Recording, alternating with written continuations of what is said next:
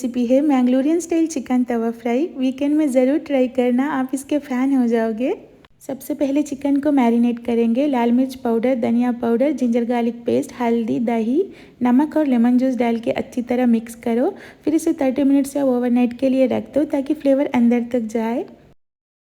अब एक मसाला बनाएंगे। पैन में थोड़ा सा तेल गरम करो। इसमें कश्मीरी रेड चिल्ली, धनिया, जीरा, पेपर, गार्लिक, ड्राई कोकोनट और करी लीव्स डाल के थोड़ा भूनो। फिर इमली और नमक डाल के इसका एक पेस्ट बना लो और चिकन में अच्छे से कोट कर दो। फिर 30 मिनट्स के लिए मैरिनेट कर लो। अब तवा गरम करो, थोड़ा तेल डालो और चिकन को फ्राई करो लो हीट पर, दोनों तरफ गोल्डन ब्राउन होने तक। बस रेडी है हमारा मैंगलोरियन स्टाइल चिकन तवा फ्राई।